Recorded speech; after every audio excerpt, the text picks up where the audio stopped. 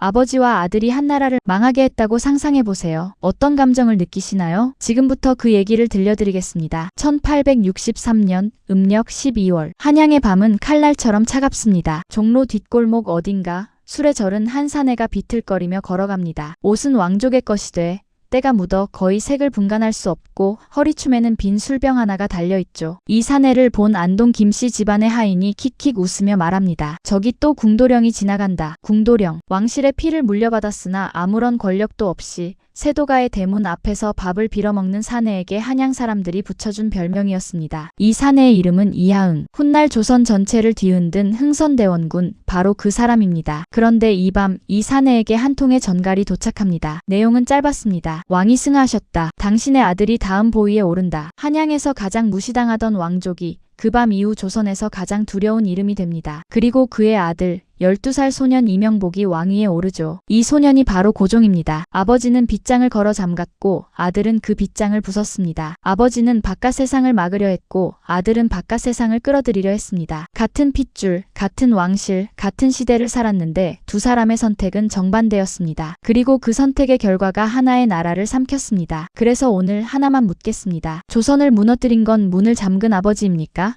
문을 연 아들입니까? 아니면 이 둘 다입니까? 그런데 이 질문에 답하려면 먼저 한 가지를 깨야 합니다. 여러분이 알고 있는 흥선대원군은 진짜 흥선대원군이 아닐 수 있습니다. 사실 우리가 흥선대원군에 대해 알고 있는 이미지의 상당수는 김동인의 소설 운영궁의 봄에서 비롯되었습니다. 호탕하고 거친 카리스마, 세도가를 속이기 위해 일부러 미친 척한 전략가, 이런 이미지 말이죠. 드라마도 영화도 교과서조차 이 이미지를 거의 그대로 가져다 씁니다. 쇄국을 고집한 완고한 수구파, 시대의 흐름을 읽지 못한 고집쟁이 대부분의 사람들이 대원군에 대해 갖고 있는 첫인상이 이겁니다. 이 인식 지금부터 하나씩 부숴보겠습니다. 대원군이 권력을 잡은 뒤 10년 동안 실행한 정책의 목록을 한번 쭉 훑어보겠습니다. 비변사 혁파, 의정부와 삼군부 부활, 전국 600여 서원 중 47곳만 남기고 전부 철폐.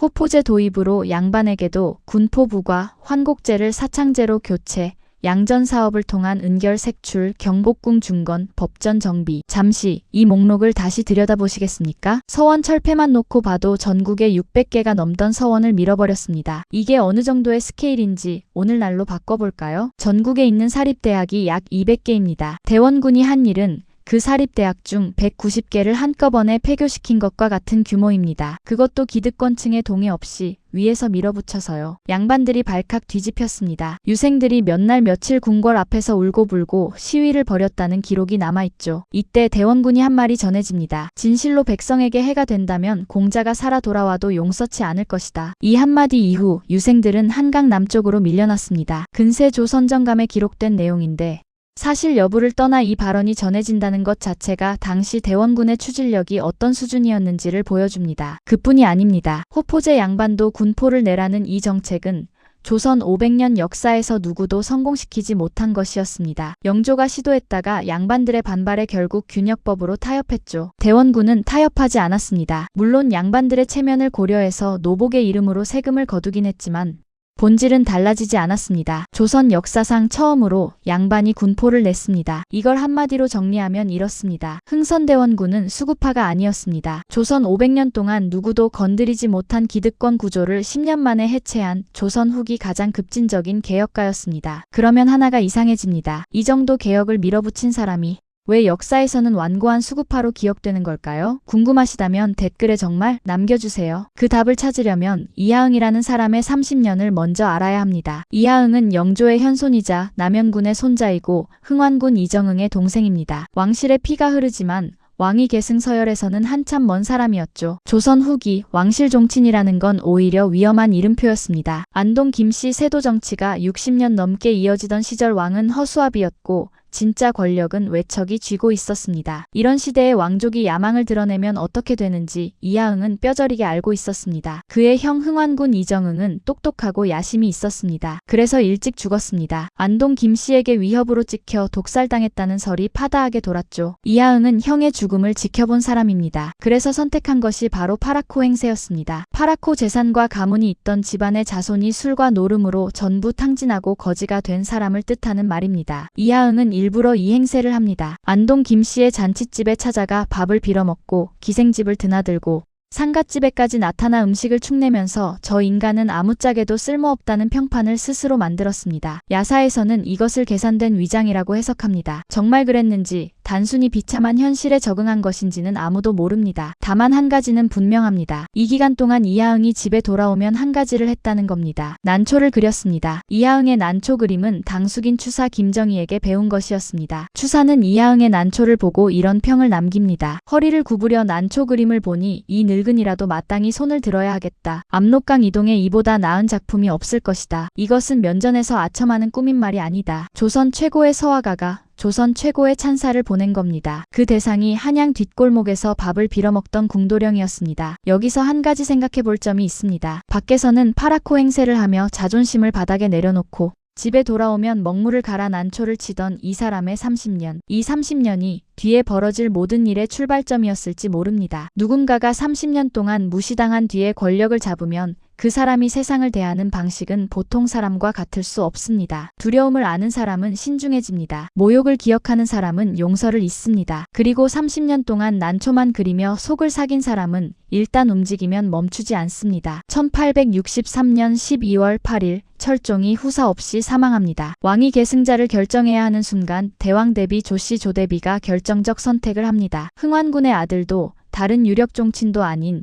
이하응의 둘째 아들 이명복을 지목한 겁니다. 이명복 12살, 훗날의 고종입니다. 이 선택의 배경에 대해서는 여러 해석이 있습니다. 조대비가 안동 김씨의 세력을 꺾기 위해 이하응과 손을 잡았다는 것이 가장 일반적인 설명이죠. 여기서 한 발짝 더 들어가 보겠습니다. 이하응이 아들을 왕으로 만든 과정에는 소름 돋는 계산이 깔려 있습니다. 이하응의 아내, 즉 고종의 어머니는 여흥민 씨입니다. 그리고 나중에 고종의 왕비로 간택된 여인도 여흥민 씨 명성황후입니다. 이하응이 직접 고른 며느리였죠. 두 사람은 12촌 사이입니다. 이하응은 힘있는 외척 집안에서 며느리를 뽑지 않았습니다. 일부러 가세가 약한 민씨 집안에서 데려온 겁니다. 외척이 세력을 키울 수 없도록 시작부터 설계한 것이죠. 안동 김씨 60년 세도 정치의 본질이 뭐였습니까? 외척이 왕위를 좌지우지하는 구조였습니다. 이하응은 그 구조 자체를 원천 차단하려 한 겁니다. 아들의 결혼 상대를 고르는 행위 하나에 60년의 역사를 뒤집으려는 전략이 담겨 있었습니다. 이 부분을 여러분의 입장에서 생각해보면 이렇습니다. 30년 동안 권력자에게 무시당하며 살아온 아버지가 아들을 왕위에 앉히는데 성공합니다. 그런데 아들의 결혼 상대까지 정치적으로 계산해서 고릅니다. 이게 야망일까요? 보호일까요? 아들을 권력의 꼭대기에 올려놓되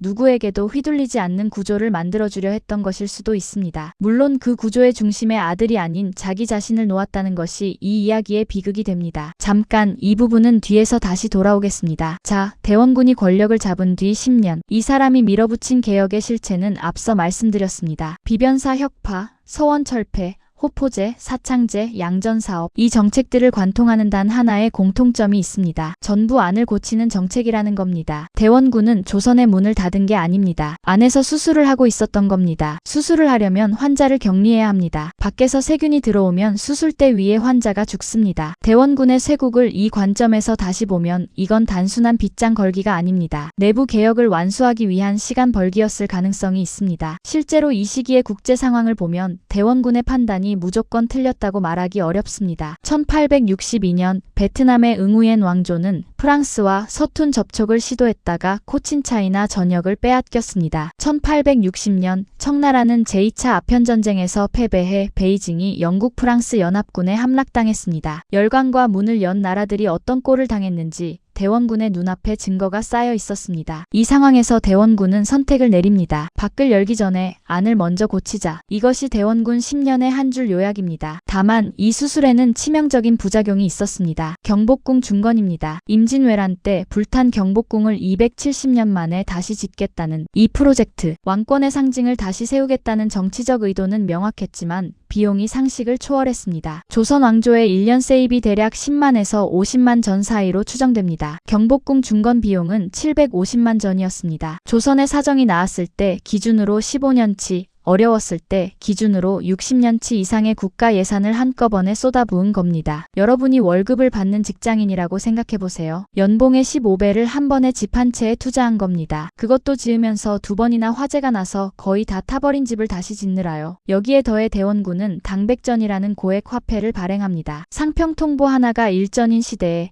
이걸 하나의 백전으로 유통시키겠다는 건 오늘날로 치면 정부가 갑자기 1,000만 원짜리 지폐를 찍어낸 것과 비슷합니다. 6개월 만에 쌀값이 6배로 뛰었습니다. 당백전은 2년 만에 폐지됐고 이후 청나라 동전을 밀수해서 공식 화폐로 유통하는 상황까지 벌어졌습니다. 이 대목에서 하나 짚고 넘어가야 합니다. 대원군의 경복궁 중건이 무조건 실책이었느냐? 이건 좀 더 입체적으로 봐야 합니다. 대원군이 물러날 때 조선의 재정 상황을 보면 조정이 보유한 황금은 즉위초에 비해 51% 늘었고 쌀은 299%, 포는 255%, 철은 무려 673% 증가했습니다. 경복궁 중건이라는 블랙홀을 돌리면서도 전체 재정을 확충시킨 겁니다. 이걸 어떻게 해석해야 할까요? 대원군은 경제 이론을 아는 사람이 아니었습니다. 하지만 나라의 곳간을 채우는 데는 비정할 만큼 효과적이었습니다. 다만 그 과정에서 백성의 등골이 휘었다는 것, 이건 부정할 수 없는 사실이기도 합니다. 경복궁 타령이라는 민요가 이 시절에 나왔습니다. 우리나라 좋은 나무는 경복궁 짓는데 다 들어간다. 백성들의 원성이 노래가 되어 돌아다닌 겁니다. 그래서 대원군의 10년은 이런 모순으로 가득합니다. 위로는 기득권을 부수고 아래로는 백성의 등을 쥐어짰습니다. 밖으로는 문을 걸어 잠그고 안에서는 수술과 동시에 출혈을 일으켰습니다. 개혁가와 폭군이 한 몸에 공존하는 사람, 그게 대원군이었습니다. 그렇다면 밖에서는 이 나라를 어떻게 보고 있었을까요? 1866년 병인 양요. 대원군이 천주교 신자 8천여 명과 프랑스인 사제 9명을 처형한 병인박해를 구실로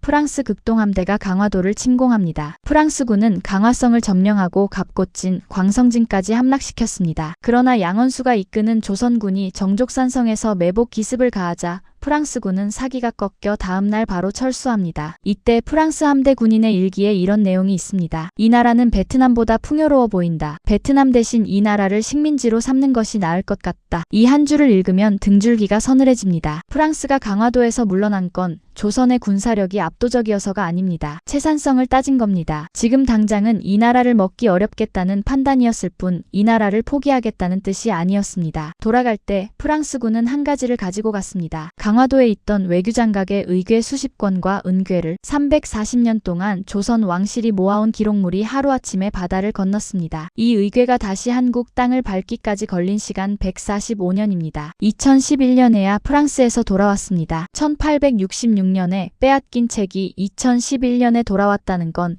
그 사이에 조선이 망하고 일제강점기가 오고 해방이 되고 전쟁이 끝나고 산업화와 민주화를 거치는 동안에도 계속 프랑스에 있었다는 뜻입니다. 5년 뒤인 1871년, 이번에는 미국이 옵니다. 신미양요입니다. 사실 이 충돌의 시작은 그보다 5년 전 1866년으로 거슬러 올라갑니다. 제너럴 셔머노라는 미국 무장상선이 대동강을 거슬러 평양까지 올라왔습니다. 통상을 요구한다며 위협을 가했고 결국 평양 백성과 관군이 힘을 합쳐 이배를 불태웠습니다. 이 사건을 빌미로 미국 아시아 함대가 강화도를 공격합니다. 광성보 전투에서 조선군은 전멸에 가까운 피해를 입었지만 미국도 뚜렷한 성과 없이 철수합니다. 이 두 차례의 전쟁 이후 대원군은 전국 곳곳에 척화비를 세웁니다. 서양 오랑캐가 침범하는데 싸우지 않으면 화친하자는 것이요. 화친을 주장하는 것은 나라를 파는 것이다. 이 돌비석 하나가 대원군의 수국골통 이미지를 만든 결정적 아이콘이 됩니다. 교과서에 척화비 사진이 실리고 그 옆에 쇄국정책의 상징이라는 설명이 붙으면서요. 그런데 잠깐, 방금 말씀드린 맥락을 떠올려 보시면 이 비석이 다르게 보이지 않습니까? 베트남은 문을 열었다가 나라를 잃었습니다. 청나라는 문을 열었다가 수도가 함락됐습니다. 조선은 두 차례 문을 잠그고 버텼더니 두 번 다 상대가 먼저 물러갔습니다. 대원군의 입장에서 척화비는 미련한 고집이 아니라 두 번 연속으로 입증된 전략의 선언문이었습니다. 물론 이 전략이 영원히 통할 수 없다는 것, 그건 대원군도 알고 있었을 겁니다. 실제로 대원군은 쇄국을 외치면서도 서양 무기를 도입하려 안간힘을 썼습니다. 훈련도감의 조총수를 늘리고 서양식 포가를 도입하고 증기선을 모방한 화륜선 건조를 시도하고 사격술이 뛰어난 평민에게 즉각 벼슬을 내리기도 했습니다. 문은 닫았지만 창문으로는 밖을 보고 있었던 겁니다. 그리고 1873년 11월 사태가 뒤집힙니다. 고종이 친정을 선언합니다. 22살의 아들이 아버지의 시대를 끝내겠다고 나선 겁니다. 이 장면을 보통은 나이든 아버지의 집착 대비 성장한 아들의 독립으로 설명합니다. 사실 그 안에는 훨씬 복잡한 층위가 있습니다. 고종의 친정선언에는 최익현이라는 인물의 상소가 도화선이 되었습니다. 최익현은 대원군의 경복궁 중건과 원납전 강제 징수, 서원 철폐를 조목조목 비판하는 상소를 올립니다. 그런데 이 상소의 배후에 누가 있었느냐? 명성황후, 즉 대원군이 직접 골라 데려온 며느리 민씨였습니다. 대원군이 설계한 구조가 대원군을 집어삼킨 겁니다. 힘없는 집안에서 데려온 며느리가 궁 안에서 자체 세력을 키워 시아버지를 축출하는 데 성공합니다. 고종은 친정을 선언한 직후 운현궁과 창덕궁 사이에 있던 공급문 대원군이 궁궐을 드나들 때 쓰던 전용문을 폐쇄합니다. 이 문이 닫히는 순간 아버지와 아들 사이에도 문이 닫힌 겁니다. 여기서 하나 짚어야 할 게 있습니다. 고종의 친정이 정말 고종 자신의 뜻이었는지 아니면 민씨 세력의 기획이었는지 이건 여전히 논쟁적입니다. 12살의 왕위에 올라 10년 동안 아버지의 그림자 속에서 살았던 22살의 청년. 이 청년에게 아버지를 내처라고 등을 떠민 사람들이 있었다면 고종의 친정선언은 독립이 아니라 또 다른 형태의 조종이었을 수 있습니다. 물론 반대의 해석도 가능합니다. 고종이 실록에서 보여주는 모습을 보면 어린 시절부터 아버지의 서원 철폐에 반대하는 신하들에게 직접 화를 냈다는 기록이 있고 아버지가 시키는 일을 그대로 따르기보다 자기 의견을 가졌던 흔적이 곳곳에 남아 있습니다. 어쩌면 고종에게 친정은 배신이 아니라 졸업이었을 수도 있습니다. 그리고 모든 졸업이 그렇듯 스승을 떠나는 것은 감사와 상처를 동시에 남깁니다. 자, 그러면 아버지의 벽을 허문 아들은 어떤 길을 걸었는가? 고종은 아버지의 쇄국 노선을 뒤집고 개항의 길로 나아갑니다. 그런데 이 개항이 정말 고종의 선택이었는지를 따져봐야 합니다. 1875년 운요호 사건. 일본 군함 운요호가 강화도 해역을 의도적으로 침범합니다. 깃발도 내리고 측량한다는 핑계로 영해 깊숙이 들어왔습니다. 초지진에 조선 수비대가 경고 포격을 하자 일본은 이것을 구실로 전면 공격을 개시합니다. 이것은 5년 전 병인 양요, 신미양요와는 성격이 완전히 다른 사건이었습니다. 프랑스와 미국은 명분을 갖고 왔지만 일본은 명분을 만들러 온 겁니다. 도발해놓고 너희가 먼저 쏘았으니 책임을 져라는 논리. 1853년 페리 제독이 일본에 했던 것과 정확히 같은 수법이었습니다. 문제는 이때 강화도의 방비 상태였습니다. 대원군 시절에는 강화도 수비대의 군비가 경강수세 한강 통행세로 충당됐는데 고종 친정 이후 이재원이 중앙으로 흡수되면서 강화도 병력은 사실상 공동화된 상태였습니다. 아버지가 쌓아놓은 울타리가 아들의 시대에 와서 허물어져 있었던 겁니다. 이듬해 1876년 일본은 군함을 이끌고 와서 강화도 조약을 체결하도록 압박합니다. 조선 최초의 근대 조약하지만 동시에 최초의 불평등 조약이었습니다. 치외법권, 관세 자주권 없음, 항구 개방, 문을 연 대가가 이것이었습니다. 여기서 잠깐 멈춰야 합니다. 고종은 정말 이 조약의 의미를 이해하고 있었을까요? 사료를 보면 고종은 단순히 무지해서 문을 연 것이 아닙니다. 일본이 군함을 앞세우고 있는 상황에서 조선에는 이것을 물리칠 군사력이 없었습니다. 대원군이 물려준 재정은 경복궁 후유증과 화폐 혼란으로 바닥났고 강화도의 방비는 앞서 말한 대로 무너져 있었습니다. 고종의 개항은 선택이 아니라 생존이었을 가능성이 큽니다. 무능해서 문을 연 게 아니라 안 열면 부서질 상황이었던 겁니다. 그리고 여기서 비극이 시작됩니다. 문을 여는 순간 안으로 밀려 들어오는 것을 통제할 수 없게 됩니다. 1882년 6월 이모군란. 구식 군인들에게 13개월간 밀린 봉급을 지급하는데 쌀에 모래와 겨가 섞여 있었습니다. 분노한 군인들이 봉기합니다. 이 봉기가 향한 곳은 두 군데였습니다. 하나는 명성황후와 민씨 세력, 그리고 다른 하나는 대원군의 운현궁이었습니다. 군인들이 왜 대원군에게 갔을까요? 통상적인 해석은 대원군이 배후에서 군란을 조종했다입니다. 그런데 다른 각도에서 보면 이건 좀 다른 의미가 됩니다. 대원군 시절에는 군인들이 봉급을 제때 받았습니다. 대원군이 물러난 뒤 10년 동안 군비가 삭감되고 봉급이 밀리고 신식군 때인 별기군에만 자원이 집중되면서 구식군인들은 버려졌습니다. 군인들이 대원군에게 간 건 아버지가 돌아오면 우리가 밥을 먹을 수 있다는 기대였을 수 있습니다. 쿠데타의 주모자가 아니라 버려진 사람들이 마지막으로 기댈 곳을 찾아간 것이라면 이 장면의 의미가 완전히 달라집니다. 어찌됐든 대원군은 복귀합니다. 민씨 세력은 궁에서 쫓겨나고 명성황후는 지방으로 피신합니다. 대원군의 두 번째 집권이 시작되는 순간이었습니다. 그러나 이 순간은 사흘을 넘기지 못합니다. 청나라가 개입합니다. 3,000명의 청군이 한양에 진입하고 대원군을 체포합니다. 체포라는 표현도 부족합니다. 납치입니다. 1882년 7월 대원군은 청나라 군대에 의해 강제로 배에 태워져 텐진으로 끌려갑니다. 조선 최고 권력자였던 사람이 외국 군대에 잡혀가는 겁니다. 한양에서 텐진까지 지금 비행기로 2시간이면 가는 거리입니다만 당시에는 바닷길로 보름 가까이 걸렸습니다. 63세 노인이 외국 군함에 실려 보름 동안 바다를 건너야 했습니다. 여기서 시청자 여러분에게 하나만 묻겠습니다. 이때 고종은 뭘 했을까요? 아버지가 외국 군대에 납치당하고 있을 때 아들인 왕은 이것을 막지 않았습니다. 막지 않은 게 아니라 막을 수 없었다는 해석이 일반적이지만 일부 사료에서는 고종이 청나라의 개입을 사실상 묵인했다는 해석도 존재합니다. 아버지를 내치고 싶었지만 직접 손을 쓸 수 없었던 아들에게 청나라의 개입은 결과적으로 문제를 해결해준 셈이었습니다. 이 장면이 이 부자의 관계를 가장 선명하게 보여줍니다. 서로가 서로에게 가장 가까운 혈육이면서 동시에 가장 위험한 정치적 적이었다는 것을 텐진으로 끌려간 대원군은 보정부에 유폐됩니다. 3년입니다. 160여 장의 종이 쪽지로 이루어진 일기가 남아 있습니다. 대원군천진 왕환일기라 불리는 이 기록에는 청나라 관리들과 나눈 필담, 비망록, 그리고 그에게 선물을 보낸 사람들의 물모까지 적혀 있습니다. 이 유폐 기간 중 대원군이 보낸 편지 10여 통이 2001년에 발견되었습니다. 그중 하나, 봉투에던 마누라 전이라고 적힌 편지. 처음에는 아내에게 보낸 것으로 추정했지만 한국학중앙연구원의 이종덕 연구원은 이것이 명성황후에게 보낸 편지라고 분석했습니다. 전은 대궐전이고 마누라는 지체 높은 사람의 부인을 높여 부르는 궁중 용어입니다. 편지 내용 중에 이런 구절이 있습니다. 마마께서는 하늘이 도우셔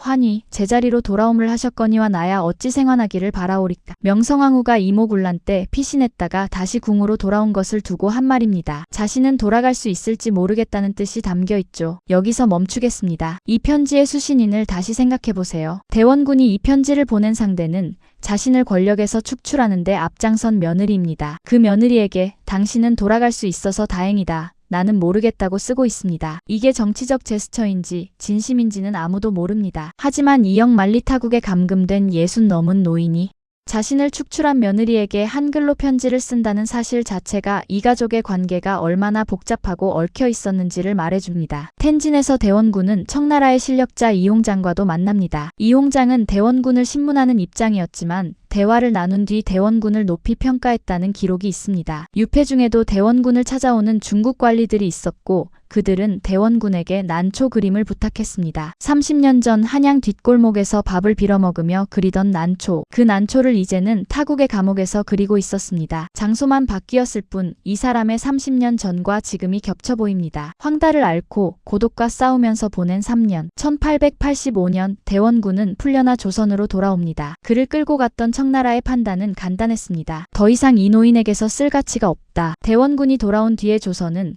그가 떠나기 전과 완전히 다른 나라가 되어 있었습니다. 1884년 갑신정변이 일어났다가 3일 만에 진압됐고 개화파와 수구파의 대립은 극에 달해 있었습니다. 청나라와 일본이 조선을 두고 세력 다툼을 벌이고 있었고 그 사이에서 고종은 러시아를 끌어들여 균형을 잡으려 했습니다. 대원군이 걸어 잠갔던 문은 활짝 열려 있었고 그 문으로 열강이 밀려 들어오고 있었습니다. 여기서 우리가 한 발짝 뒤로 물러서서 생각해봐야 합니다. 과연 대원군의 쇄국이 그대로 유지됐다면 조선은 살아남을 수 있었을까? 솔직히 답은 아마 아닐 것입니다. 열강이 파도를 영원히 막는 것은 불가능했습니다. 하지만 고종의 계양이 조선을 구했느냐고 묻는다면 그 답도 아니오입니다. 문을 열었지만 그 문으로 들어온 것은 문명이 아니라 포식자였습니다. 대원군은 문을 닫아야 산다고 말했고 고종은 문을 열어야 산다고 말했습니다. 이 부자의 비극은 둘 다 틀리지 않았다는 데 있습니다. 그리고 둘 다 맞지도 않았다는 데 있습니다. 1895년 10월 8일 이날의 기록은 사실만 나열하겠습니다. 새벽 일본 공사 미우라 고로의 지휘 아래 일본 낭인과 군인들이 경복궁에 난입합니다. 이들은 건천궁으로 향합니다. 명성황후가 있는 곳이었습니다. 궁녀들 사이에 섞여 있던 황후를 끌어냅니다. 칼로 베었습니다. 시신에 석유를 뿌리고 불을 질렀습니다. 을미사변 한나라의 왕비가 외국 군인에 의해 궁궐 안에서 살해되고 시신이 소각된 세계사에서도 유례를 찾기 어려운 사건입니다. 이 사건 당일 대원군도 경복궁 안에 있었습니다. 일본 측 기록은 대원군이 을미사변에 가담했다고 주장합니다. 실제로 일본은 이 사건의 책임을 대원군과 조선인 훈련대에게 덮어씌우려 했습니다. 사실은 이렇습니다. 대원군과 함께 온 조선인들은 광화문을 돌파한 뒤 강령전에서 대원군을 호위하며 대기했고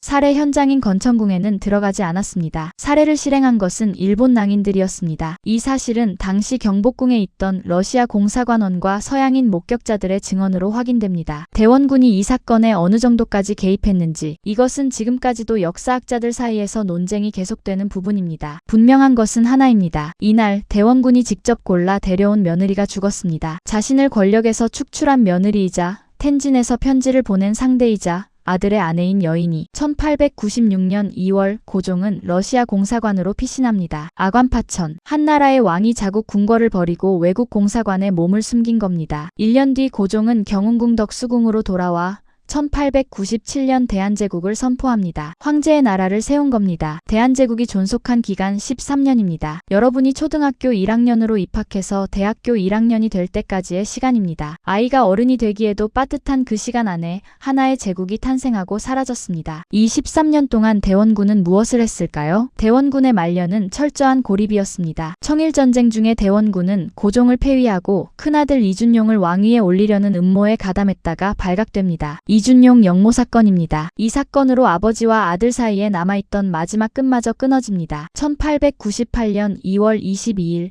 흥선대원군 이하응이 운영궁에서 사망합니다. 향년 79세, 고종은 아버지의 장례를 국장으로 치르도록 명했습니다. 그러나 장례식에 가지 않았습니다. 아버지의 임종에도 운영궁을 찾지 않았습니다. 경근문과 공근문 아버지와 아들이 서로를 만나러 갈 때 쓰던 그 전용 통로, 한때는 왕이 아버지를 만나러 수시로 드나들던 그 문이 마지막 몇 년은 닫혀 있었습니다. 그리고 아버지가 죽은 뒤에도 아들은 그 문을 통과하지 않았습니다. 이 사실들 위에 어떤 해석도 붙이지 않겠습니다. 1905년 을사능약 대한제국의 외교권이 일본에 넘어갑니다. 1907년 고종은 헤이그 밀사 사건을 이유로 강제 퇴위당합니다. 아들 순종에게 왕위를 넘기지만 순종에게는 아무런 실권이 없었습니다. 1910년 8월 29일 경술국치, 대한제국이 일본에 병합됩니다. 519년 이어온 조선 왕조, 13년짜리 대한제국이 지도에서 사라집니다. 대원군이 세상을 떠난 지 12년 뒤의 일입니다. 고종이 친정을 선언한 지 37년 뒤의 일입니다. 대원군이 척화비를 세운 지 39년 뒤의 일입니다. 대원군이 두려워했던 미래가 정확히 현실이 되었습니다. 대원군이 막으려 했던 것이 결국 일어났습니다. 다만 대원군의 방식으로 막을 수 있었느냐고 묻는다면 그것도 아마 아닐 겁니다. 문을 닫아도 부서지고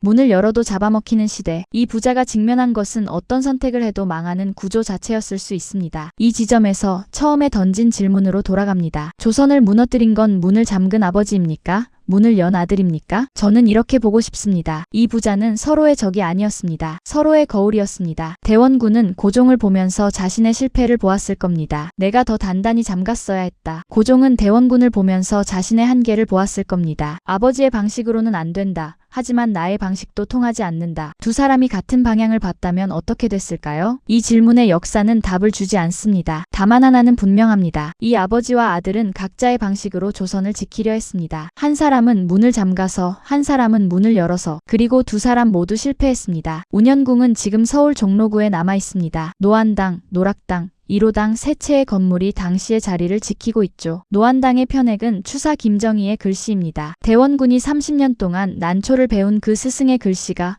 아직 그 자리에 걸려 있습니다. 서울 지하철 3호선 안국역에서 걸어서 5분. 그곳에 서면 한때 조선에서 가장 두려운 이름이었던 사람의 집이 보입니다. 그리고 그 집 어딘가에서 밖에서는 거지 행세를 하고 돌아와 먹물을 갈아 난초를 치던 한 사내의 30년이 시작되었습니다. 그 난초는 지금도 간송미술관에 남아 있습니다. 잎이 날카롭고 짧으며 꽃은 몇 송이로 간략합니다. 붓을 꺾는 굴곡이 잦아 유연하지 못하고 억센 느낌이 들죠. 추사는 그 난초를 보고 이렇게 말했습니다. 압록강 이동에 이보다 나은 작품이 없을 것이다. 그 난초를 그린 손이 나중에 조선의 빗장을 걸었습니다. 그리고 그 빗장을 부순 것은 그 손이 왕위에 올려놓은 아들이었습니다. 이 이야기에서 여러분은 누구의 편에 서시겠습니까? 아니, 어쩌면 이건 편을 드는 문제가 아닐 수도 있습니다. 이 아버지와 아들 사이에는 옳고 그름이 아니라 시대가 있었습니다. 그리고 그 시대 앞에서 두 사람 모두 결국 사람이었습니다.